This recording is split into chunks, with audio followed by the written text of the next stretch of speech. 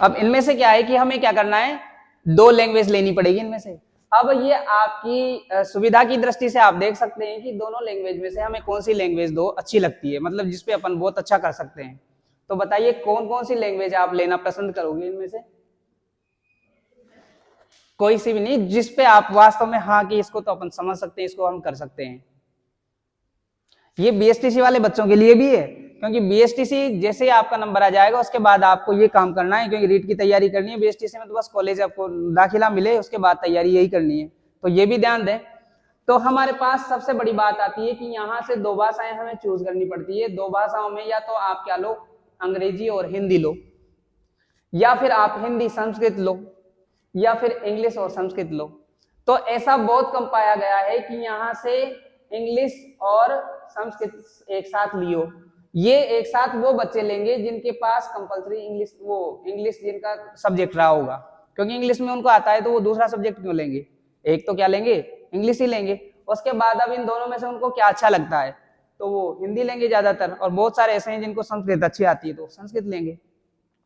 तो मान लीजिए आपसे अगर फॉर्म भरवाया जाएगा, वहां तो लिखी जाती है आपकी भाषा फर्स्ट कौन सी रहने वाली है, भाषा सेकंड कौन सी रहने वाली है। तो अगर आपसे पूछा जाता है तो बताओ पहली भाषा कौन सी रहेगी आपकी? इंग्लिश। आपका सब्जेक्ट रहा है इंग्लिश, बिल्कुल। अब ये हमारी हो जाएगी कौन सी भाषा, फर्स्ट, और दूसरी हिंदी रहेगी, क्योंकि सामान्य रूप से संस्कृत को कौन पढ़ना चाहेगा फिर। हाँ, तो ये हमारे पास क्या हो जाता है, एक कंप्लीट हो गया ये आपका मामला कि आपको जो यहाँ रीट का बेस पढ़ोगे तो आपको क्या क्या पढ़नी पड़ेगी, इंग्लिश पढ़नी पड़ेगी और क्या पढ़नी पड़ेगी, हिंदी। ठीक है।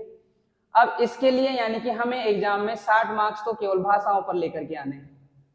30 मार्क्स की हमारे पास क्या रह जाएगी, मनोविज्ञान रह जाएगी, साइकोलॉजी, मनोविज्ञान। हाँ, तो ये 30 मार्क्स की हमारे पास क्या रहने वाली है, साइकोलॉजी। कितने हो गए? ठीक है। अब इनमें से हमारे पास जैसे बहुत सारे विद्यार्थी ऐसे होते हैं जिनके सब्जेक्ट होते हैं खुद के। अब इसमें एसएसटी भी होती है हमारे पास, 60 मार्क्स की क्या हो जाती है हमारे पास, एसएसटी। कितने हो गए पूरे? कितने? 150 प्रश्न हो गए। 150 प्रश्न 300 मार्क्स के हो गए, एक प्रश्न 2 मार्क्स का होगा। आ गई बात समझ में? अब इनमें से हमें एसएसटी पढ़नी पड़ेगी। अब जिनके जैसे साइंस है, मैथ्स है, उनको वो उस हिसाब से पढ़ना पड़ता है। जैसे मैथ्स है तो उनको मैथ्स पढ़नी पड़ेगी, फिर उनका इधर का काम है नहीं। बाकी साइकोलॉजी, 2 भाषाएं और साइकोलॉजी सभी को पढ़नी पड़ेगी। ठीक है। तो इनके लिए हमें चर्चा करनी है। इनसे संबंधित हमारा जो एक सब्जेक्ट है, इंग्लिश वाले सर इंग्लिश पढ़ाएंगे, मैं आपको हिंदी पढ़ाऊंगा। अब यहाँ हम हमारी भाषा से संबंधित काम स्टार्ट करते हैं। ठीक है। और अभी तक हमने जो पढ़ लिया था, मैं एक बार छोटा सा आप लोगों के सामने रिवीजन करा दूं, है ना। फिर आपकी जो कक्षाएं छूटी हुई है उन कक्षाओं को अपन जैसे अलग से कक्षाएं लगाएंगे तो स्टार्टिंग से कराएंगे। बाकी अभी क्या है कि जैसे जहां से हम पढ़ रहे थे वहीं से स्टार्ट करेंगे, लेकिन उससे वहां तक पहुंचने के लिए मैं थोड़ा सा रिवीजन कराऊंगा ताकि आपको वो बात अच्छे से पता चल जाए। ठीक है। तो ये बात पता चली हमें कि रीट में हमें पढ़ना क्या है, क्या क्या पढ़ना होता है, चलो बताइए। रीट में क्या पढ़ना पड़ेगा अपन को?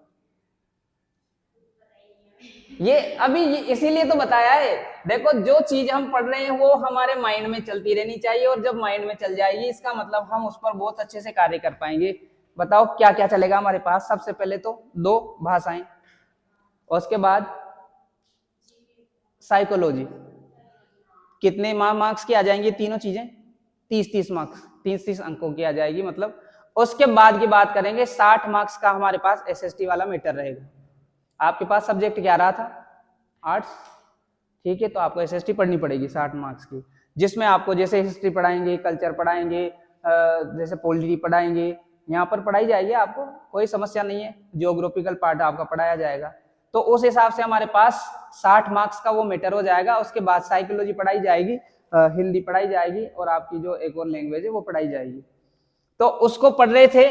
उससे पहले मैं बात कर लूं कि हम अभी तक पढ़ रहे थे स्वरों का वर्गीकरण। क्या पढ़ रहे थे? स्वरों का वर्गीकरण। यहीं से आपकी कक्षाएं स्टार्ट हो जाती है। स्वरों का वर्गीकरण पढ़ रहे थे। हम बात कर रहे थे कि हमने स्वरों को कितने भागों में बांटा गया है या फिर स्वर किसे कहते हैं। हमें तो सबसे पहले यही पता होना चाहिए कि स्वर क्या होता है, किसे कहेंगे स्वर। छोटी कक्षाओं में हमने बहुत पढ़ा है, ये कोई बड़ी कक्षा वाला मैटर नहीं है, हमने बचपन की कक्षाओं में बहुत पढ़ा है इनके बारे में। अब सुनो, देखो हमें यहीं से जानकारी लेनी है और ये दिखने में भले से छोटी सी बात लगे, जब हम कंपटीशन एग्जाम में बैठते हैं ना, वहां 4 ऑप्शन ऐसे आते हैं और वो ऑप्शन बहुत सरल प्रश्न होते हुए भी हमारे प्रश्न को गलत करा देते हैं। जो हमें परिभाषा याद है, ठीक है, हमने बचपन में पढ़ा, एकेडमिक तक पढ़ा, वो ठीक है, लेकिन यहाँ जो चीजें आती है वो बिल्कुल सटीक आती है। आपको याद है तो नंबर मिलेंगे, याद नहीं है तो नंबर कतई ही नहीं मिलेंगे। जैसे आपसे कहा गया कि स्वर किसे कहते हैं, हमने बोला कि 2 वर्णों के मेल को, तो संधि हो जाएगी। स्वर किसे कहेंगे? वे वर्ण जिनका उच्चारण हम स्वतंत्र रूप से कर सकते हैं, ऐसे वर्ण जिनको बोलने के लिए हमें अन्य वर्णों की सहायता नहीं लेनी पड़ती है, उन्हें हम क्या कहते हैं? स्वर वर्ण कहते हैं। ये प्रश्न बनते हैं कि स्वर किसे कहा जाए। आजकल तो ऐसे प्रश्न बनने लग गए कि स्वर की परिभाषा को क्रम से जमाइए।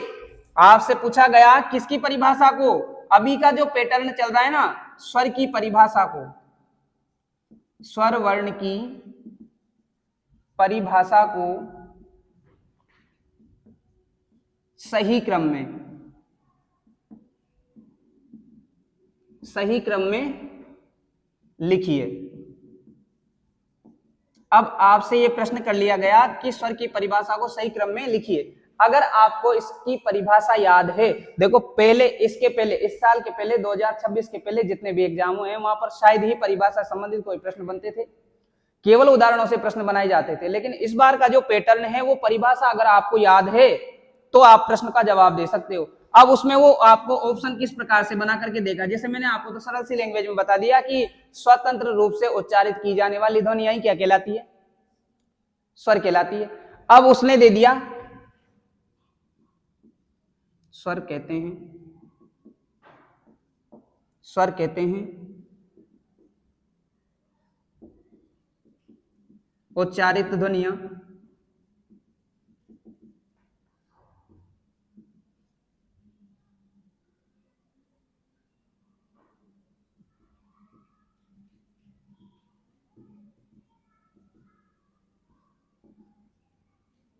द में आ जाएगा उपर्युक्त सभी। इस प्रकार से हमारे पास एक प्रश्न बनकर के आ जाता है, स्वर वर्ण की परिभाषा को सही क्रम में लिखिए। देखो आपसे पूछा गया स्वर किसे परिभाषा को सही क्रम में लिखिए। हमारे पास पूरी परिभाषा है यहां पर मौजूद। स्वर कहते हैं उच्चारित ध्वनियां स्वतंत्र रूप से, उपर्युक्त सभी। जिन बच्चों को प्रश्न समझ में नहीं आएगा, केवल परिभाषा याद होगी, वो क्या करेगा? ऑप्शन द राइट करके आएगा। क्या करेगा वो? ऑप्शन द, क्योंकि इसमें दे रखा है सारी बातें हमारी परिभाषा के समान है। तो क्या ये हमारा जवाब सही होगा या नहीं होगा? नहीं होगा, क्योंकि प्रश्न क्या पूछा है उसने कि सही क्रम में लिखिए। हमें भी याद है ये परिभाषा के ही शब्द हैं, लेकिन ये सही क्रम में नहीं है। सबसे पहला, अब इनको इस प्रश्न का ऐसा जवाब थोड़ी है कि आप अबशब्द में से जवाब दे दोगे, उसमें आपको वो कैसे बना करके देगा? अरे जोड़े मिलान कीजिए। जैसे किसी में तो देगा वो अ ब स, किसी में देगा ब स अ, किसी में क्या देगा? स ब अ, किसी में देगा अ द स। यहां से छांटना पड़ेगा। प्रश्न तो यही है, लेकिन इसका भी जवाब आपको यहां से छांटना पड़ेगा। एक याद होगा उससे मतलब नहीं है। अब बताओ कैसे जवाब दिया जाए? अब सुनो, हमें क्या बोलना पड़ेगा? सबसे पहले स्वतंत्र रूप से उच्चारित होने वाली ध्वनियां वहीं पेन से लिख दो, फटाक से लगा दो कि फर्स्ट नंबर पे यही आएगा। उच्चारित ध्वनियां दूसरे नंबर पे ये देख लो, यानी कि हमारा हो गया क्या? एक तो स, दूसरा क्या हो गया? ब, और उसके बाद में अ। अब इस जोड़े में देखो जहां स ब अ आ रहा होगा वही हमारा जवाब होगा। कहां आ रहा है? स ब अ, यही हमारा जवाब होगा और बाकी सब गलत है। फिर हमें ये बनना पड़ेगा। इस प्रकार का पैटर्न अभी वर्तमान समय में हमारे कंपटीशन एग्जाम में आ रहा है, और जिसको ये पैटर्न समझ में आ गया वो एग्जाम में प्रश्न कोई सा भी आ जाए हम आराम से उसको शुद्ध कर पाएंगे। यहां ये नहीं समझ पाए तो आप कुछ नहीं कर पाओगे। और जो मैं ये उदाहरण के माध्यम से, देखो कंपटीशन में यही है कि आपको एक लैंग्वेज पढ़ाई, उसका उदाहरण लिखाया, यही हमारी जिम्मेदारी पूरी नहीं हो जाती। हमारी जिम्मेदारी है, क्योंकि आप आराम से परिभाषाओं को और उदाहरणों को, कई बुक्स हैं, कई वीडियो हैं, सब कुछ चीजें पढ़ सकते हो आप, बहुत अच्छा अच्छा मैटर मिलेगा, हम तो कुछ भी नहीं है। लेकिन जो सबसे बड़ी बात है कि इस जगह पर आपके दिमाग में वो चीज फिट कर दे, समझा दे, बहुत अच्छे से आपके दिमाग में वो चीज क्लियर कर दे, बस वही सबसे बड़ी बात है। अब जिसने इस चीज को यहां क्लियर कर लिया, फिर तो वो भले से कुछ नहीं भी पढ़ेगा, अपने मात्र नोट्स पर ही ध्यान रखेगा, तो गारंटी मेरी है कि 30 प्रश्न में राइट कराऊंगा। मैं इसलिए कराऊंगा, इसलिए छाती ठोक के बोलता हूं कि मेरे पास भी संस्कृत था और मेरे पास भी हिंदी था, मैंने 30 में से 30 ही राइट किए हैं दोनों में, मतलब 60 में से 60 राइट है। और ऐसे ही नहीं बोल रहा कि मैं आके कैमरे के सामने, क्योंकि इस वीडियो को सभी देखेंगे, सभी बच्चे, हो सकता है कि बहुत सारे कंपटीशन जो पढ़ा रहे हैं वो भी देखेंगे, उसके बाद जो हमारे साथी टीचर हैं वो भी देखेंगे, जो हिंदी पढ़ाते हैं वो भी देखेंगे। ये झूठ वाली बात नहीं है, मेरे पास मार्कशीट है, अपने पास मार्कशीट होती है, उसमें बाकायदा आपके नंबर जुड़े हुए होते हैं। दोनों लैंग्वेज में 30 में से 30 मेरे राइट है। एक में मेरे को डाउट था, जब हमने चेक किया कि मेरे 29 मार्क्स हैं, हिंदी में मेरे को थोड़ा सा डाउट था, मैंने कहा मेरे 29 मार्क्स हैं, एक में थोड़ा सा मेरे को डाउट था, लेकिन लास्ट में जाकर के जब रिजल्ट आया तो हमने देखा वो गलत नहीं था, वो तो सही था, वो डाउट नहीं था, वो क्लियर था। मतलब तो इसका मतलब यही है कि हिंदी को केवल समझने का मामला है, अगर हम समझ गए तो हमारे प्रश्नों के जवाब बिल्कुल सही जाएंगे, और नहीं समझ में आता है तो फिर वो भले से अपन बहुत अच्छी अच्छी लैंग्वेज की किताबें पढ़ ले, लैंग्वेज से समझ में नहीं आएगा, है ना। तो मैं यही बात कर रहा था कि आपसे कहे जाए कि स्वर किसे कहते हैं, तो स्वर की परिभाषा क्या हो जाती है, स्वतंत्र रूप से उच्चारित ध्वनियां क्या कहलाती है, स्वर कहलाती है। और जिन वर्णों का उच्चारण स्वतंत्र रूप से किया जाता है, अन्य वर्णों की सहायता नहीं लेनी पड़ती, उन्हें हम क्या कहेंगे, स्वर वर्ण कहेंगे।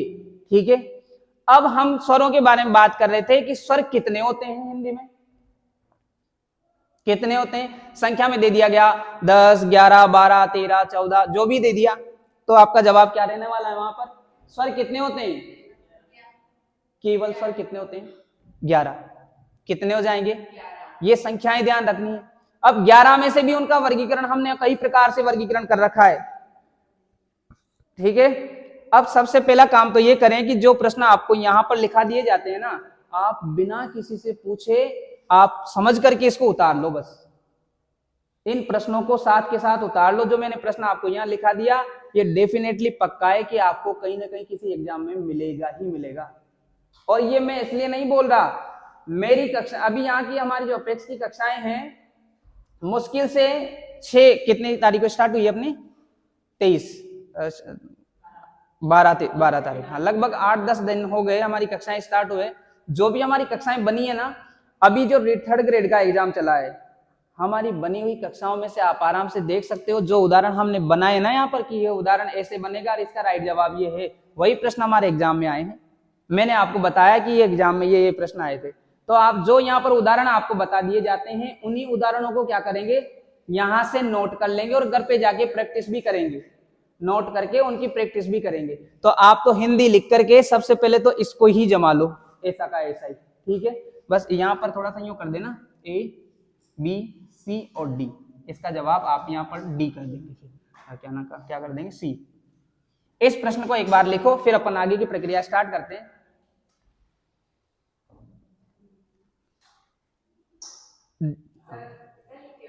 जी जी जी, हाँ बिल्कुल, BSTC का मेरा सब्जेक्ट का मैं गारंटी ले रहा हूँ कि हाँ 2 महीने में आराम से हो जाएगा। हाँ लगती है ना, देखो सारे सब्जेक्ट की जानकारी, जैसे अभी मैं पढ़ा रहा हूँ तो मुझे हिंदी की जानकारी है कि हाँ मैं आराम से पक्का करा दूंगा, और सामान्य सी बात है कि हाँ हम करा देंगे 2 महीने में। करनी है आपको, अच्छा BSTC की, हाँ तो आओ ना, ये 2 बच्चे आए ना हमारे पास, हाँ एक CET है, ये BSTC है। नहीं, इसलिए बच्चे अभी क्या है कि अभी तो एग्जाम चल रहे हैं ना इसके, अभी तो बहुत सारे बच्चे आएंगे अपने पास, 12th का एग्जाम है ना, इस चक्कर में बच्चे रुके हुए हैं। अभी 12th का एग्जाम निकलने दो आप एक बार। ये जगह है ना, ये ऐसी गारंटी है मेरी, क्योंकि हमने कई जगह का अनुभव हमने लिया हुआ है। हाँ हाँ, अरे क्वेश्चन पूछो, दिमाग में क्वेश्चन, अगर जो सामने बैठा है कंपटीशन में। नहीं देखो, अभी जैसे आप आए तो इसका मतलब ये है कि अगर मैं यहाँ से वर्गीकरण जो हमारा चल रहा था ना तीसरे नंबर का या चौथे नंबर का, अगर मैं वहां से पढ़ाता तो मैं बता रहा हूँ 15 मिनट बाद आप उबासियां लेते, फिर मेरे से यूं बोलते सर ने तो पता नहीं जाने क्या पढ़ाया था आज, वो तो जाने क्या ही पढ़ा रहे थे वर्गीकरण ऐसे करके। लेकिन हमारी ये जिम्मेदारी बनती है कि हम उस चीज को उस प्रकार से तो नहीं समझाएंगे जैसे पहले समझाया था, लेकिन उस रास्ते पर वहां ले आएंगे जहां से मेरे को स्टार्ट करना है, ताकि आपको बिल्कुल यूं नहीं लगे कि क्या लिया है। हालांकि मैंने आपको पहले क्लियर कर दिया कि जो चीजें अभी तक आपकी छूटी है उनको अलग से आपकी कक्षाएं लेकर के सेम वैसा का वैसा ही पढ़ा दिया जाएगा। बाकी अभी मैं वहां तक ले चल रहा हूं जहां से हम पढ़ रहे हैं, ताकि आपको यूं नहीं लगेगा और वहां से बिल्कुल समझ में आएगा, इसमें मेरी गारंटी है। हाँ नहीं, 2 साल नहीं है, रीट प्री होएगी अब इनके बाद। हाँ इसका मतलब ये नहीं है आप 2026 में भी होएगी। हाँ ऐसा कभी नहीं होगा कि पात्रता परीक्षा 2 साल में एक बार आए। पात्रता है ये कोई वो वैकेंसी थोड़ी है कि आप पात्रता, तो इसलिए आप तो इस दिमाग से इस बात को निकाल दें और भूल जाएंगे, ऐसा तो कतई मत समझना। और आजकल के एग्जाम ऐसे आते हैं कि आपने कोर्स कर लिया ना पूरा पढ़ करके कंप्लीट, वहां तक आपकी कोई पढ़ाई नहीं है। पढ़ाई कभी स्टार्ट है जब आपके पास सारे नोट्स कंप्लीट हो गए। अब इनको रोज आप टाइम टेबल बना करके वही टाइम टेबल के हिसाब से घर की बातों को छोड़ करके केवल पढ़ाई पे ध्यान दें, तब जाकर के सफलता है। और जो आप इसको पढ़ लोगे, ये पढ़ रहे हो इसका मतलब वो मेंस की भी तैयारी हो रही है आपकी साथ के साथ। इसका मतलब यही नहीं है कि केवल पात्रता हो जाएगी, पात्रता तो चलती क्लास में हो जाएगी ऐसी गारंटी है। पात्रता तो मैं बता रहा हूं कि जैसे मेरी कक्षा हुई या फिर यहाँ की जो भी आपकी कक्षाएं होती है, वहां आपने पढ़ा और फिर उस सब्जेक्ट से संबंधित आपका प्रश्न पत्र कहीं से भी आ जाए वो आप हल कर सकते हो। हमें पात्रता की टेंशन थोड़ी लेनी है, पात्रता पढ़ोगे उसी में आपकी मेंस क्लियर है। बस ध्यान हमारा यही हो, जो बता दिया जाए उसी नियम का पालन हो, ये है। तो आपका ये प्रश्न लिखा आपने, चलो बात करते हैं। मैंने आपसे कहा है कि स्वरों की संख्या कितनी हो जाती है हमारे पास, 11। स्वरों की संख्या 11 हो जाती है, तो उनमें से हमने बात कर ली थी कि ह्रस्व स्वर कौन से होते हैं, दीर्घ स्वर कौन से होते हैं। फिर हमने बात कर ली थी कि संयुक्त स्वर क्या होता है, ठीक है। हम इस प्रकार से स्वरों का वर्गीकरण पढ़ रहे थे। हमने स्वरों के वर्गीकरण में सबसे पहला जो वर्गीकरण था वो किसके आधार पर पढ़ा था, रचना, बनावट, या फिर किसके आधार पर, उत्पत्ति के आधार पर।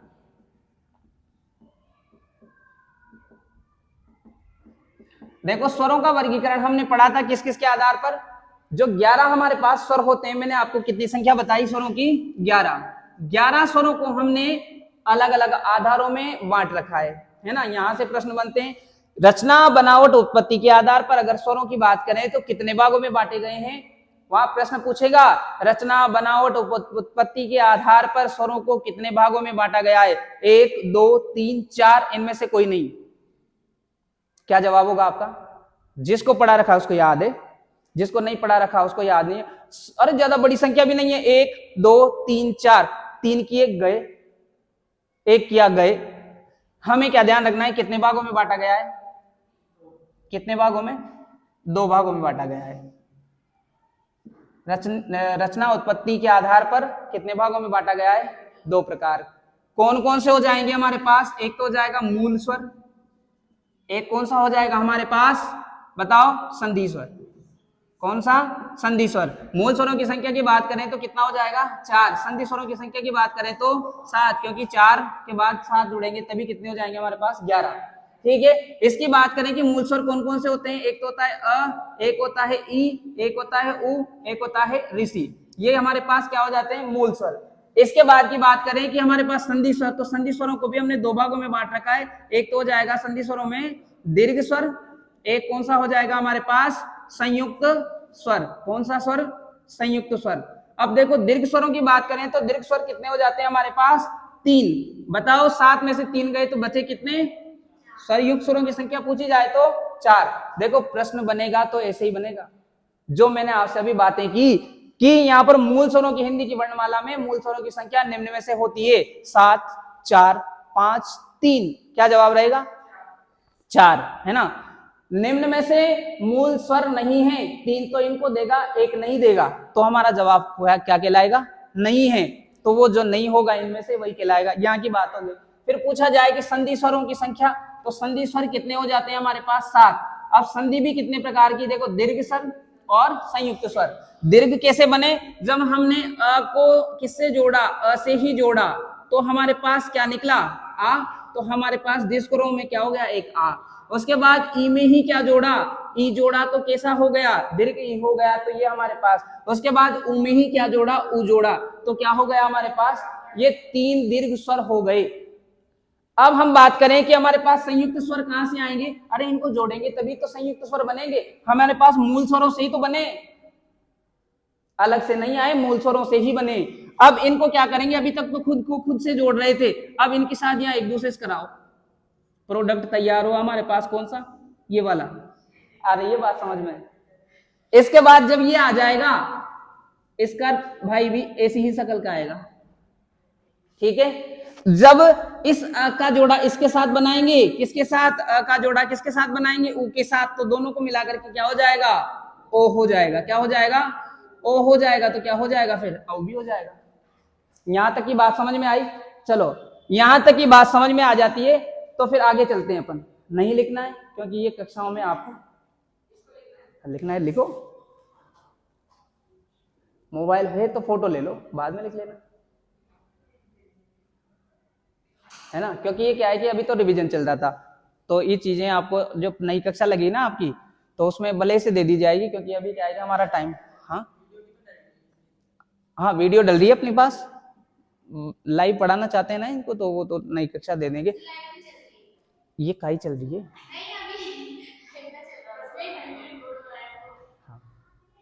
देखो, ये वीडियो आपको मिल जाएगी। ये कक्षाएं जो हमने पढ़ी, ये वाली कक्षाएं बहुत अच्छे तरीके से आपको एक एक चीज समझा करके मिलेगी। ये जो रोज चल रही है वही कक्षाएं आपको मिल जाएगी, ठीक है ना। केस वो अभी सर बता देंगे, सर ने बना रखा है, केस है। हाँ, वो आपको सब उपलब्ध कराया जाएगा, निश्चिंत रहो इस चीज के लिए। जो कक्षाएं अभी तक हो चुकी है वो आराम से वीडियो में देखना, जो समझ में यहाँ आ रहा है वैसा का वैसा ही समझ में आएगा, है ना। तो ध्यान दें, हालांकि आप फोटो ले लें ताकि आपकी मानसिकता ही रहेगी मुझे काम करना है। और मैं बता रहा हूं कि यहाँ जो ये कक्षा चल रही है, इसको देखने वाले कोटा के कई विद्यार्थी भी हैं। नहीं मानोगे तो मैं आपको, जब मैं वीडियो कॉल पे उनके पेज देखूंगा ना, मैंने देखा यहाँ से कक्षा स्टार्ट हुई कि धीरज सर ने 12 में पढ़ाना स्टार्ट कर दिया, तो मैं बता रहा हूँ बच्चों ने नोट्स बनाना स्टार्ट कर दिए। मैं आपको किसी दिन फोटो वीडियो में बताऊंगा, देखो ये फोटो कंप्लीट हो गए। जो पढ़ाई जाते हैं बच्चों देख करके, और वो क्या करता है? नोट्स बना रहा है, कंप्लीट कर रहा है। बस समझने आने वाली बात है। मेरे पास लैंग्वेज बहुत छोटी सी रहेगी, लेकिन उस छोटी सी लैंग्वेज में बहुत बड़ा मामला रहेगा। और वो कैसा रहेगा मामला? वो जो अभी प्रश्न बना करके बताया था वैसा वाला, ताकि बच्चा कहीं से कहीं तक फंसे ही नहीं। आजकल वो प्रश्न नहीं बनते, स्वर कितने होते हैं 3, 4, 5 से नहीं बनते ऐसे प्रश्न। वो तो ऐसे प्रश्न बनाता है जिसमें आपको चारों ही ऑप्शन याद हो और चारों को मिलाना भी आया आपको, तब जाकर के हमारा जवाब सही है। बाहर निकाल देगा आपको, नहीं तो, है ना। तो हमने पढ़ा ये स्वरों का वर्गीकरण किसके आधार पर? रचना, बनावट या उत्पत्ति के आधार पर। कितने प्रकार के? 2 प्रकार के, ठीक है। अब हम आगे पढ़ते हैं किसके आधार पर?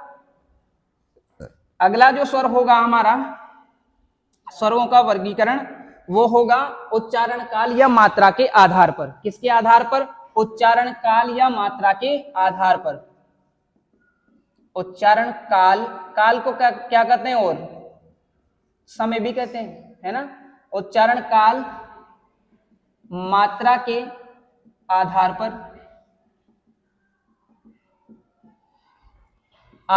पर स्वरों का वर्गीकरण।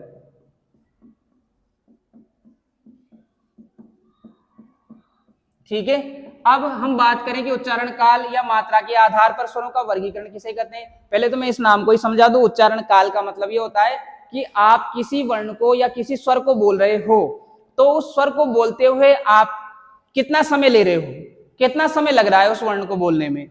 जैसे अपन ने अ को बोला, अ के बोलने में हमारा समय अलग लग रहा है। अ की जगह हम आ को बोलेंगे तो हमारा समय थोड़ा सा अलग लगेगा। और आ की जगह हम किसी का नाम लेंगे या फिर उसको थोड़ा सा लंबा कर देंगे, जैसे आ, जैसे बोल देंगे ओम, तो उसमें अलग समय लग रहा है। तो ये जो समय लग रहा है ना, उसी के आधार पर हमने स्वरों को कितने भागों में बांट दिया, 3 भागों में बांट दिया। कितने भागों में? 3 भागों में। अब हमारा प्रश्न बन जाए, मान लीजिए कि उच्चारण काल या फिर समय मात्रा के आधार पर हमारे स्वरों का वर्गीकरण किया गया है, तो कितने भागों में स्वर बांटे गए हैं? तो कितने भागों में? 3 भागों में। कितने भागों में हो जाते हैं? 3 भागों में। 3 भागों में सबसे पहला भाग होगा हमारा कौन सा? ह्रस्व स्वर। दूसरा कौन सा हो जाएगा? दीर्घ स्वर। और तीसरा कौन सा हो जाएगा हमारा? बताओ। प्लुत स्वर। प्लुत स्वर, जिसका काम केवल किस में होता है? हमारे पास संस्कृत में होता है ना। अब ध्यान दो, अभी तक हम बात कर रहे थे कि दीर्घ स्वर कितने होते हैं। मैंने आपको बताया था दीर्घ स्वर कितने होते हैं? 3। किसके आधार पर? रचना, बनावट या उत्पत्ति के आधार पर। कितने स्वर हो गए थे हमारे पास? 3। लेकिन यहां हो सकता है कि आपके साथ थोड़ा सा मामला अलग हो जाए। ये मत बोलना सर आपने वहां तो 3 लिखा दिया, यहां आप 7 लिखा रहे हो, पढ़ा क्या रहे हो? देख लेना ऊपर आधार क्या पूछा है। ठीक है। अब यहां मैं बात करूं कि ह्रस्व स्वरों की संख्या कितनी हो जाती है हमारे पास? कितनी हो जाएगी? बताओ। 4। दीर्घ स्वरों की संख्या कितनी हो जाएगी? 7। प्लुत, जो कि संस्कृत में प्रयोग में लिया जाता है, इसको दर्शाने के लिए शब्द के पीछे ये लगा दिया जाता है। इसका मतलब होता है थोड़ा सा लंबा राग लेना। किसी को आवाज लगाते हैं अपन तो क्या बोलते हैं? किसी को आवाज लगाते हैं, जैसे किसी को आवाज लगानी हो आपको तो फिर थोड़ा सा आवाज में तो क्या है, थोड़ा सा राग लिया जाता है। जैसे राम बोलते हैं ना अपन, ऐसे थोड़ा राम राम। अब वो बहुत दूर है, आप कैसे उसको नाम लोगे? क्या बोलोगे? राम, इधर आ राम। जो आपने बोला राम, तो फिर इसका मतलब ये है कि वो किसमें बोला है आपने? प्लुत स्वर में बोला है। यानी जिस शब्द के पीछे क्या लग जाएगा, ऐसे 3 का निशान लग जाएगा, वो प्लुत स्वर में बोला गया है ना। उसके बाद हम बात करें कि ह्रस्व स्वर कौन कौन से होते हैं, तो एक तो कौन सा हो जाता है? अ, एक कौन सा हो जाता है? ई, एक कौन सा हो जाता है? ओ, और एक हो जाएगा री। इसके बाद हमारे पास जो 7 स्वर बचे हैं वो सारे सारे दीर्घ स्वर हो जाएंगे। किसके आधार पर? हाँ, अब उच्चारण काल के आधार पर दीर्घ स्वर इसलिए हुए ना, जैसे मैंने अ को बोला अ, ई को बोला, कितना सा समय लगा? ई। कितना सा समय लगा? उ, री। इसके अलावा तो इनको बोल ही नहीं सकते ना, यही तो बोलेंगे अ, ई, उ, री, यही तो बोलेंगे। परंतु अगर हम इसको बोलने बैठे तो क्या इसको आ बोलेंगे? बस आ, ऐसे थोड़ी बोलेंगे। क्या बोलेंगे? आ। क्या बोलेंगे? आ। उसके बाद ई, तभी तो बोलते ना अ आ। जब छोटी कक्षाओं में पढ़ते थे और वो बोलते थे क्या नाम से इनकी, 12 खड़ी, तो यही तो बोला जाता अ आ। इसीलिए तो बोला है क्योंकि इसमें एक मात्रा का समय लग रहा है। इसमें कितनी मात्राओं का समय लग रहा है? 2 मात्राओं का समय लग रहा है। उसके बाद की बात करें, जैसे ऊ, है ना, ऐसे ही हमारे पास और कौन से हो जाए? ए, आई, ओ, औ। तो ये हमारे पास 2 मात्राएं वाले हो गए। अब सुनो, एक मात्रा का जो वर्ण है उसको दर्शाने के लिए हमें इस चिन्ह का प्रयोग करना पड़ता है। कौन से चिन्ह का? ऐसे खड़ी पाई। ठीक है। जब दीर्घ वाला स्वर है, इसको दर्शाने के लिए हमें किसका प्रयोग करना पड़ेगा? एस का। और उसके बाद में जो प्लुत वाला है उसके लिए हम 3 का प्रयोग करते हैं। ठीक है। अब जैसे मैंने आपसे कहा कि जैसे घर चल, घर चल, अब मैं पूछूं कि यहां पर इन सभी वर्णों में कितनी मात्राओं का प्रयोग हो रहा है? ह्रस्व स्वर की मात्राएं लगेगी, एक एक एक एक, ह्रस्व स्वर की मात्राएं लगेगी। लेकिन मैं आपसे कहूं खाना खाया, खाना खाया, बताइए यहां पर कितनी मात्राएं लग जाएगी? यहां पर 2-2 मात्राएं लगेगी क्योंकि द्विमात्रिक स्वर हैं। देखो ये, ठीक है। अब किसी नाम के पीछे, अगर किसी नाम के पीछे क्या लग जाता है? क्या लग जाता है? 3 ऐसा चिन्ह लग जाता है, तो फिर उसको कैसे बोलेंगे? राधा नहीं बोलेंगे उसको। एक तो क्या राधा, एक तो क्या हो गया? राधा, और एक क्या बोलेंगे? राधा, राधा बोलते हैं अपन घर पे जाने के बाद, मम्मी दिखाई नहीं देती, तो फिर अपन कौन से स्वर में बात करते हैं? दीर्घ स्वर में या प्लुत स्वर में? कौन से स्वर में बात करेंगे? क्या बोलते हो जोर से? हाँ प्लस स्वर में बात करेंगे, बस यही है ना। तो हमारे पास किसके आधार पर हो गई है? समय, रचना, समय, काल और मात्रा के आधार पर हो गए। अब हम जो तीसरा वर्गीकरण पढ़ते हैं इसका, किसका? स्वरों का वर्गीकरण। बात समझ में आई? फोटो खींचना था, ठीक है। अब हम जो तीसरा बात करेंगे, तीसरा वर्गीकरण स्वरों का कौन सा होता है, तो वो है हमारे पास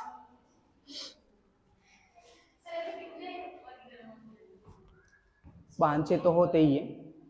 हाँ देखो, जब पढ़ रहे हैं तो एक एक बारीकी से पढ़ना पड़ेगा। अभी तक तो यही पढ़ाया गया था, स्वर होते हैं, वर्ण होते हैं, बस हो गया काम। हाँ इतना तो नहीं, हाँ लेकिन बारीकी से पढ़ेंगे तभी वहां पर प्रश्नों के जवाब आएंगे। और ऐसा नहीं है कि ये यहाँ से प्रश्न नहीं आते, मैं तो साथ के साथ प्रश्न भी बताता हूँ जो एग्जाम में आते हैं। अभी पिछली बार जो प्रश्न आए थे मैंने आपको लेके आया, मैं प्रश्नों को मैंने बताया, देखो हमने बात की थी, मैं अलग से जो उदाहरण लिखा रहा हूँ ना आपको, जो बात कर रहे हैं वो प्रश्न बन करके आए हमारे पास। मैंने इनसे 2-4 शुद्ध अशुद्धि के शब्द लिखवाए थे और डेफिनेटली पक्का उदाहरण भी चेंज नहीं हुआ, वो कि वही प्रश्न उठ करके आए। अभी 3rd ग्रेड के जो एग्जाम चल रहे थे इनकी बात कर रहा हूं मैं। तो ये वाला सिस्टम है अपने पास। अब बारीकी से पढ़ेंगे तभी तो है, अब बारीकी से नहीं पढ़ेंगे एग्जाम में प्रश्न आएगा, धीरज सर ने पढ़ाया था, बताया नहीं, उनको आता ही नहीं होगा, कहां से बताएंगे? दूसरे टीचर, अरे उनको आता ही नहीं है, कहां से बताएंगे? हाँ हाँ हाँ हाँ हाँ। तो ये हमें ये देखना है कि एक एक चीज को बड़ी बारीकी से पढ़ना पड़ता है। कंपटीशन में तो यही है कि बड़ी बारीकी से हमने समझ लिया तो फिर प्रश्न कहीं से भी आ जाए निश्चिंत हो जाओ। मेरे से ये बोला गया था, मैं क्या है कि मैंने कभी जिंदगी में ऐसे तैयारी नहीं की थी, ऐसे जैसे कंपटीशन में जाकर के, कोचिंग में जाकर के मैंने तैयारी नहीं की। लेकिन जब मेरा मन किया कि मैंने कहा यार हमें तो कंपटीशन की तैयारी करनी चाहिए, तो मैंने क्या किया कि पहले तो एक गुरुजी थे हमारे, उनसे पूरी सलाह ली। मैंने कहा क्या करना चाहिए, कि बेटा ऐसे ऐसे करो, ऐसे पढ़ना पड़ेगा। मैंने ठीक है। मैंने कहा इसके अलावा कि नहीं भाषा में तो यही होता है कि इसके नियम तो बस यही पुराने नियम है। मैं कहता हूं कि इन पुराने नियमों को तो पढ़ ले, और अगर ये नियम कहीं से अलग हो जाए, इनसे कहीं अलग प्रश्न बन जाए, फिर मैं भी यही कसम खा के बैठता था कि इसमें 200-250 प्रश्न हैं। जैसे कोई भी अपन ने क्या किया, एक टॉपिक है कोई सा भी, वो टॉपिक उठाया, उस टॉपिक उठा करके उसको पहले पढ़ा, उससे संबंधित जितने भी क्वेश्चन है उनको करने बैठो। उनमें से आपको 100 प्रश्न तो ऐसे होंगे कि दिखते आएंगे। अब 150 प्रश्न ऐसे हो जाएंगे हमारे पास, जो बाकी 250 प्रश्नों में से 150 प्रश्न ऐसे होंगे जिनमें से 2 में तो अरे यार 2 तो ये आ रहे हैं, 2 का बैठ नहीं रहा यार, ये 2 में से कौन सा सही होगा। तो इन चीजों के लिए अगर हमने नियम बढ़िया पढ़ रखे हैं ना तो एकदम सही कर पाएंगे अपन। मैं यही करता था कि जैसे मैंने कोई टॉपिक पढ़ा उसके 200-250 प्रश्न एक साथ ही करता था, और वो करते करते करते आदत ऐसी होगी कि मुश्किल से 1-2 प्रश्न ऐसे बचते थे जो मेरे समझ के बाहर थे, बाकी और सारे आ जाते थे। अब वो आते आते क्या हुआ कि जैसे एग्जाम में बैठा तो वही प्रैक्टिस। जब एक टॉपिक की 250 प्रश्न कर रहे हैं तो 250 से एग्जामिनर कहां तक बना देगा? भाषा शैली में नहीं बनता अलग से प्रश्न, जीके में तो फिर भी बन जाए, है ना। अब वो जो बना था, एक भी प्रश्न ऐसा नहीं गया इधर से उधर की निकल जाए, इधर से उधर। 1st ग्रेड के एग्जाम में 4 ही प्रश्न आते हैं, चारों हिंदी के एकदम ऐसे थे कि कहीं जाएंगे, कहां जाएंगे, जाने नहीं देंगे। कोशिश ही हमने ऐसे की है।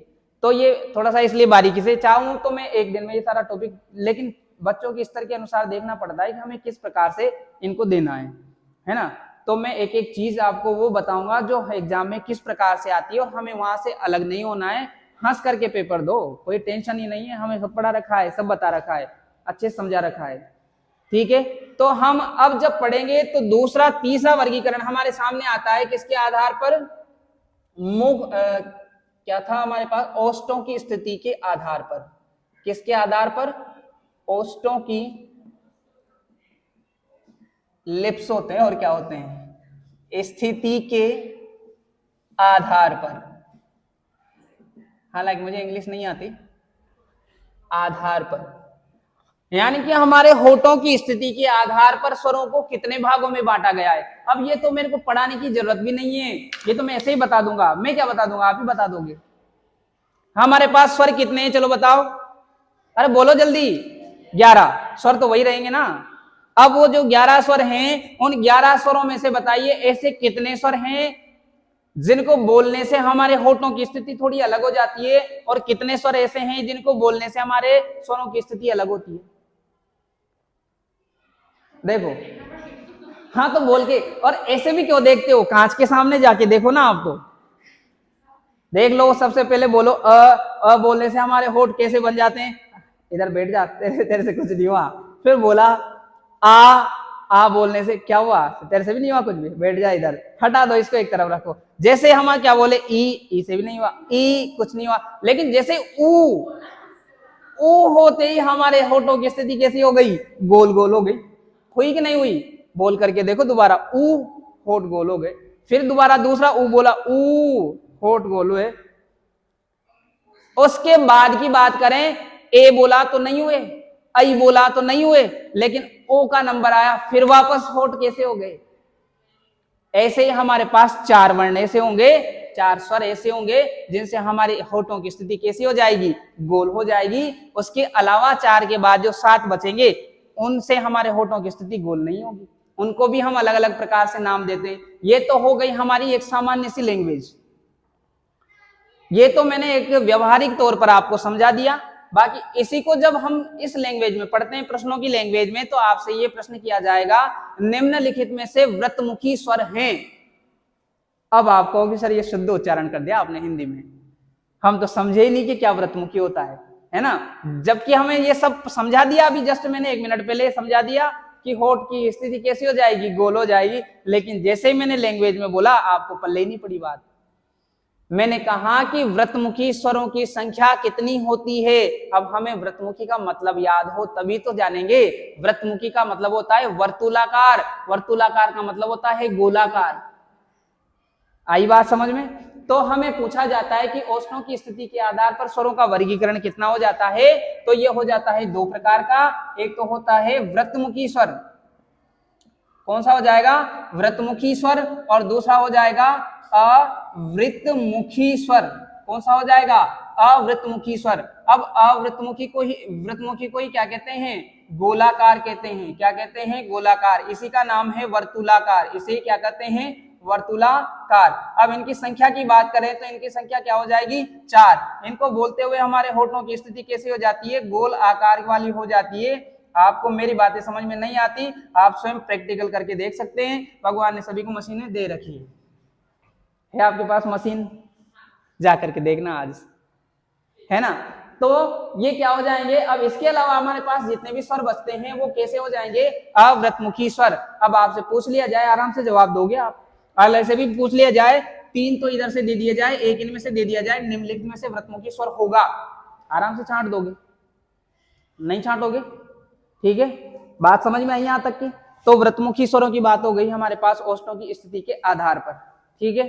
अब आज जो हमारा नया वर्गीकरण चलने वाला है, उस नए वर्गीकरण की बात कर लेते हैं अपन, ठीक है। आज हम जो हमारा नया वर्गीकरण पढ़ेंगे, वो वर्गीकरण पढ़ेंगे किसके आधार पर। देखो, जो नया वर्गीकरण है वो है हमारी जिह्वा की क्रियाशीलता के आधार पर। किसके आधार पर, जिह्वा क्या होती है साहब, जीभ, है ना।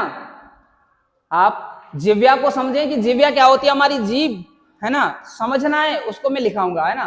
तो हमारी जीभ यानी कि जिह्वा, तो हम बोलेंगे कि जिह्वा, जिह्वा, इसे क्या कहते हैं, जीभ की क्रियाशीलता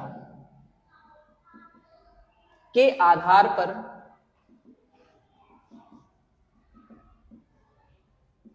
स्वरों का वर्गीकरण। मैं लिखाऊंगा इसको, आपको नोट नहीं करना है, बस यहां ध्यान देना है ना। देखो, जिह्वा की क्रियाशीलता के आधार पर या फिर जिह्वा की स्थिति के आधार पर हमें अगर स्वरों का वर्गीकरण देना हो, तो आपसे जब प्रश्न किया जाए तो हमारा जवाब क्या हो जाएगा, जिह्वा की क्रियाशीलता के आधार पर हमारे पास जो स्वर होते हैं वो कितने प्रकार के हो जाते हैं।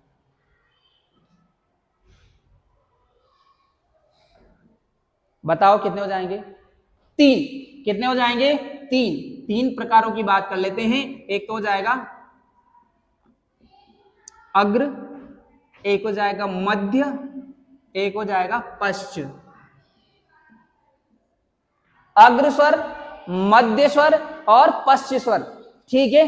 अब ये अग्र मध्य पश्च कैसे बोला मैंने, यानी हमारी जिह्वा में कौन से स्वर ऐसे हैं जो हमारी जिह्वा के सबसे आगे वाले भाग से बोले जाते हैं, है ना। यानी कि अग्र का मतलब क्या है, आगे वाला भाग।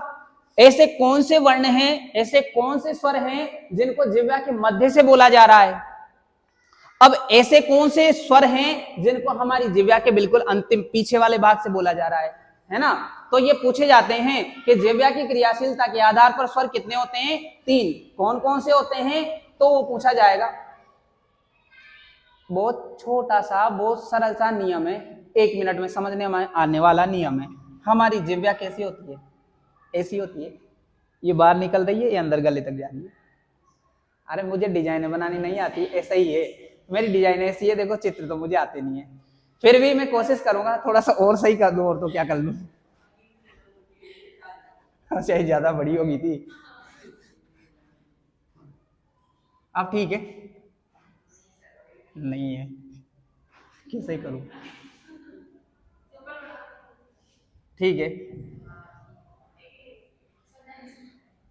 क्या करें, अब मेरे को तो ऐसी आती है, ऐसा थोड़ा सा यूं कर लेते हैं। अब ठीक है, कैसा ठीक है दोनों में, चलो कोई सा भी हो, कोई दिक्कत नहीं है। ये हमारी जिह्वा है, चलो ठीक है। ये आगे से अपन ने क्या कर रखी है, ऐसे यूं कर रखी है, फिर ये पीछे वाला भाग है। चलो ऐसे भी नहीं समझ में आता तो मैं ये कर देता हूँ, ये अग्रभाग हो गया, ये मध्य भाग हो गया, और ये क्या हो गया हमारा पश्च भाग हो गया। अब इनमें स्वरों को कैसे बांटेंगे, चलो आप पहले तो खुद के प्रैक्टिकल के आधार पर मेरे को बताओ कि इस 11 स्वरों में से कौन सा आगे से बोला जाए, कौन सा बीच में बोला जाए, कौन सा पीछे से बोला जाए, बताइए। हाँ बोल करके देखो। अरे बोलो, अ से अ आगे से, ई से ई भी आगे से, और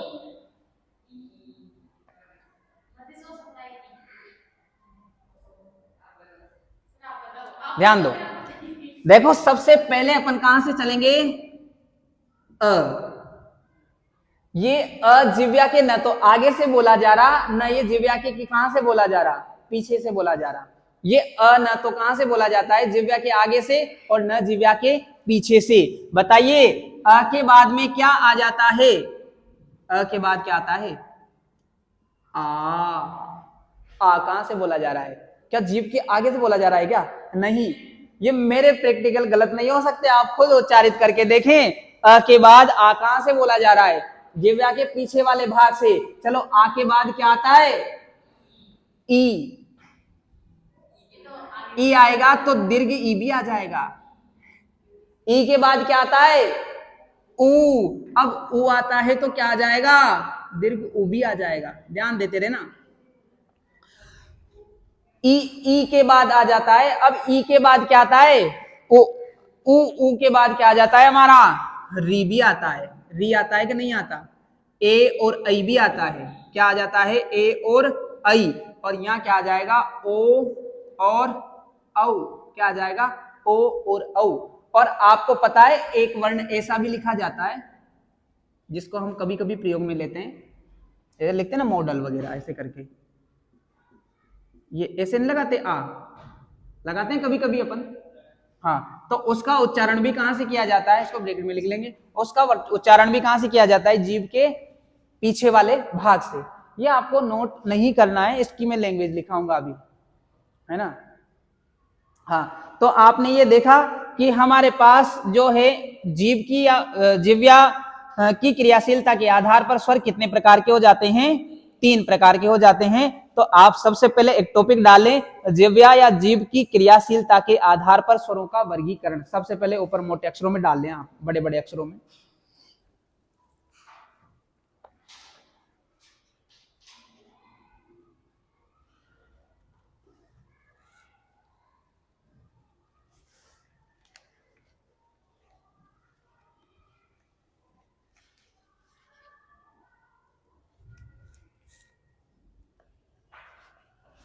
ये लिख करके, और आप यहां पर लिखना एक नई लाइन से स्टार डाल करके,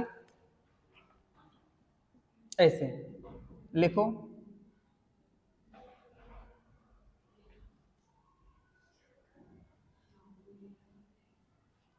लिखना, जिह्वा की क्रियाशीलता के आधार पर जिह्वा की क्रियाशीलता के आधार पर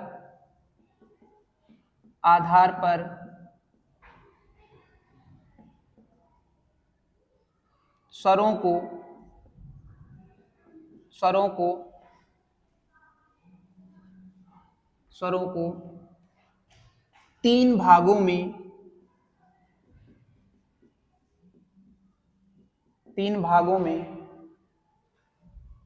तीन भागों में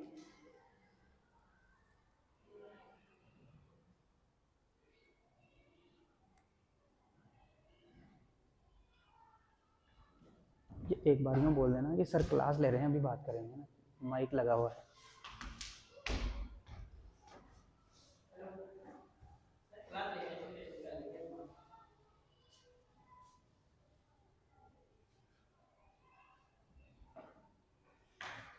क्या बोल रहे थे?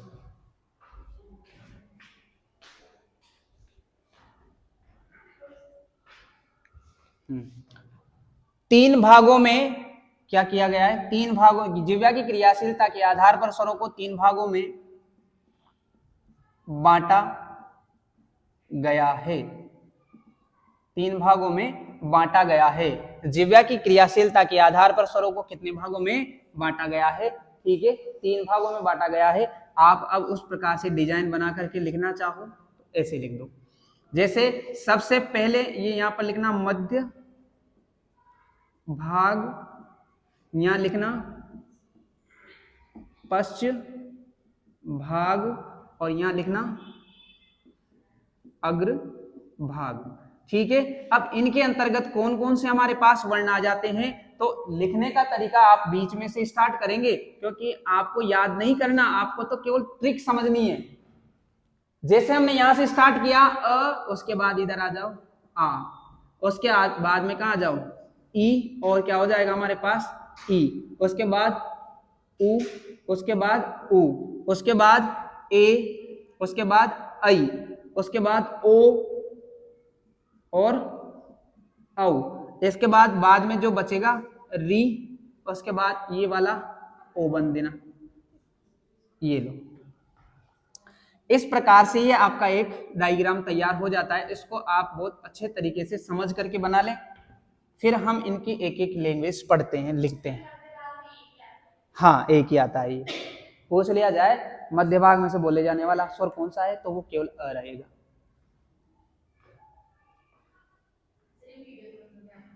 हाँ, हो गया बंद?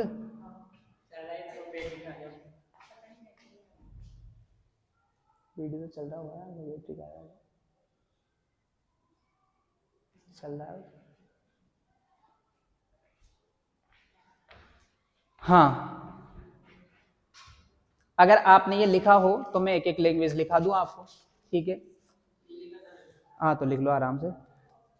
देखो, जो चीजें हमें क्या करनी है, जो चीजें हमें यहाँ समझ ली हैं उनकी परिभाषा भी लिखनी है, क्योंकि आज मैंने पढ़ाया ना, तो आज तो आपको ये चीजें याद रहेगी, कल भी याद रहेगी, हो सकता है परसों भी रहे, लेकिन परसों के बाद जब आप 2-3 टॉपिक और पढ़ लोगे, फिर आपसे पूछूंगा, मैंने कहा अग्रस्वर क्या होता है, फिर हो सकता है कि आपका दिमाग सोचने पे मजबूर हो जाए।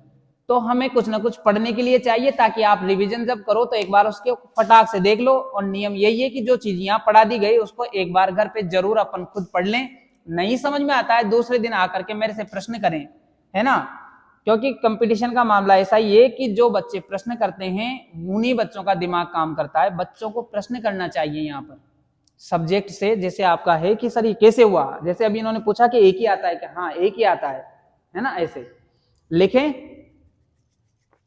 आप सबसे पहले डाल देंगे अग्रभाग, अग्रभाग नंबर 1 डाल करके आप क्या डाल देंगे, अग्रभाग।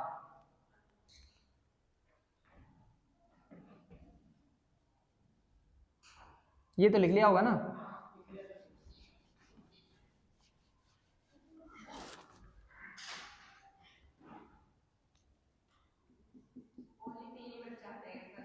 नहीं, देखो किसी दिन 12 भी हो गए थे, एक दिन 10 भी हो गए थे, अब आज हो सकता है आज 5 रह गए हमारे पास, रह गई का मतलब ये नहीं है कि अब फिर दो रह जाएंगे, फिर एक, फिर मैं अकेला ही पढ़ाऊंगा, ऐसा नहीं है।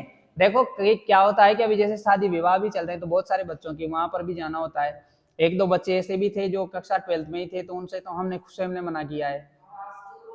हाँ हाँ, इसी कारण से तो वो क्या है कि बच्चों से मना भी किया है, क्योंकि उनके खुद के भी एग्जाम है, तो हम 12th वाले बच्चों को तो पहले यही शिक्षा दें कि तुम 12th पास करो बढ़िया। तो इस चक्कर में हमने उन बच्चों को 4-5 जो बच्चे आते थे उनको मना कर रखा है। बाकी संख्या तो अपने आप जैसे अभी इसके बाद बढ़ जाएगी, और अभी 2-3 शादियों में भी गए होंगे। बीएसटीसी का पेपर, हाँ लगभग अभी डेट थोड़ी आई है। नहीं नहीं नहीं, अभी थोड़ा सा लेट होएगा, लगभग आपको 2-2.5 महीने तो लगभग मिलेंगे, ज्यादा भी मिल सकते हैं, 2.5 महीने तो मिलेंगे ही मिलेंगे। मतलब गर्मी में होता है आराम से, तो आराम से यही होता है, इसका कोर्स हो जाता है आराम से 2 महीने में पूरा। उसका तो आ गया ना ये मई में क्या इसमें फरवरी में। हाँ 12th लेवल वाली का तो मई में है, ये ग्रेजुएशन वाली का है, तो आप तो आराम से 12th लेवल पे करना पहले तो। अब इसका तो क्या है, आई गया, देना तो है ही, सही दे लेना। अगर आपकी वो होगी ग्रेजुएशन तो कर दे लेना, नहीं दे लो तो फिर बाद में वो तो देना ही है अपन को, है ना, क्योंकि पात्रता तो चाहिए। दिल्ली पात्र हो गया उसमें, 3 साल तक वैलिड है वो, 3 साल के पहले पहले बन जाओ तो ठीक, नहीं तो फिर देना। हाँ तो अग्रभाग जो है उस अग्रभाग में लिखेंगे, लिखो जिन स्वरों के उच्चारण में 3.5, जिन स्वरों के उच्चारण में, क्या हुआ, कक्षा मेरी अच्छी नहीं लग रही क्या आपको?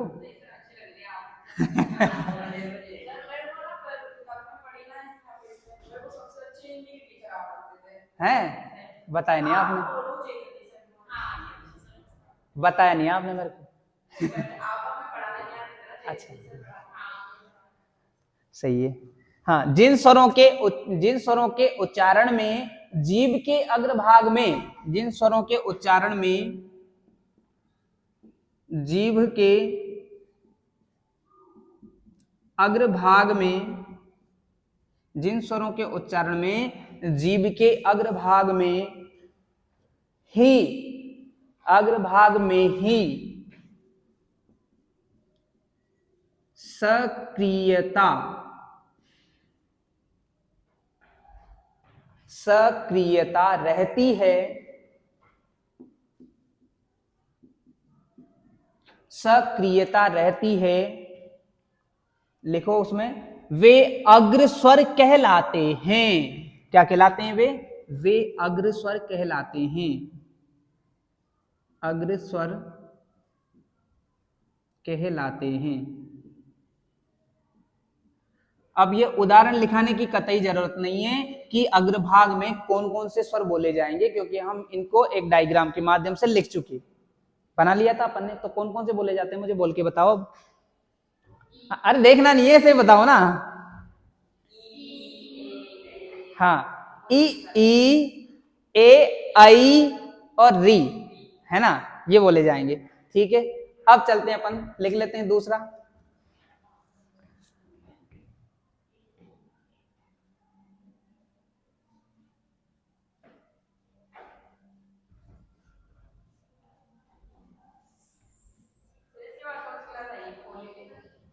शायद पॉलिटी आएगी, ये कपिल सर पढ़ाएंगे आप। उसके बाद अभी इंग्लिश की कक्षा लगेगी, इंग्लिश की लगी थी कल, अच्छा पढ़ाया था। हाँ तो इंग्लिश की लगेगी, क्या नाम था, अच्छा कल ही आए थे अभी।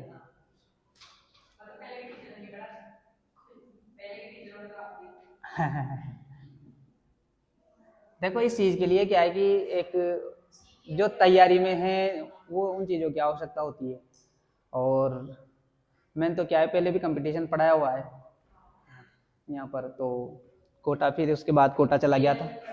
हाँ फिर कोटा चला गया, वहाँ पढ़ा के आया, फिर वहाँ से यहाँ आने का तो एक अलग ही कारण रहा है। मैं यहाँ आया था मतलब ऐसे ही नॉर्मली, जैसे वहाँ कोई प्रोग्राम था, मैं नॉर्मली ऐसे प्रोग्राम में कार्ड देने आया था यहाँ सर को कार्ड देने आया था, तो वही बात होगी हमारी। हाँ लिखो मध्य भाग में लिखेंगे अपन जिन स्वरों के उच्चारण में, जिन स्वरों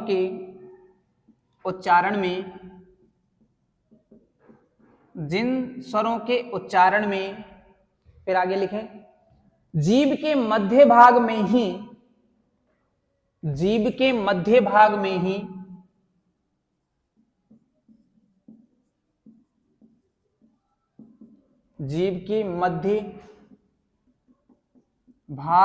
ही सक्रियता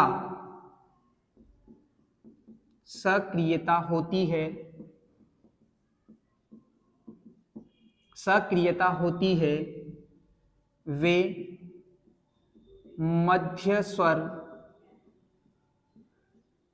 कहलाते हैं। मध्य स्वर कहलाते हैं, वे मध्य स्वर कहलाते हैं। और एक और आप लिख देंगे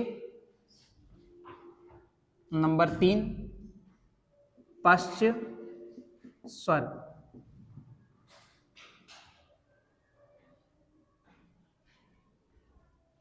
पश्च स्वर लिखो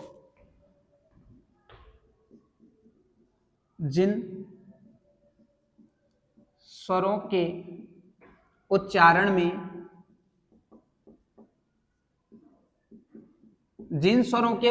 में, जीभ के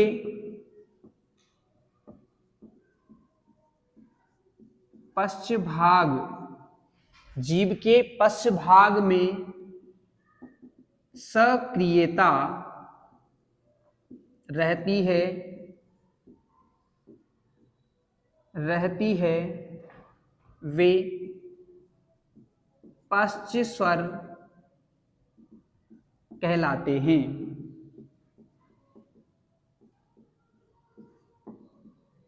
पश्च स्वर कहलाते हैं। ये थी आपकी आज की कक्षा। मैं आशा करता हूं कि आपको ये कक्षा बहुत अच्छी लगी होगी। ठीक है, आप लोग और भी अपने साथी हैं, उन साथियों से इसके बारे में विचार करें, उनको लेकर के आएं। और ऐसी मेरी गारंटी है कि जो आपको यहाँ पढ़ाया जाएगा वो आपका जो एग्जाम आने वाला है, और जहां जहां से हिंदी के जो प्रश्न आएंगे, आपका इस बोर्ड के अलावा कहीं से प्रश्न नहीं आएगा। जो हम यहाँ सीखेंगे बस वहां के अंदर अंदर से प्रश्न बन जाएंगे। हमें विद्वान नहीं बनना है। हमें क्या नहीं बनना है? हमें विद्वान नहीं बनना। हमें क्या करना है? केवल जो हमारा टारगेट है उस टारगेट को पार करना है। आई बात समझ में? आपने बहुत अच्छे से कक्षा को पढ़ा। आपको बहुत बहुत धन्यवाद। ठीक है।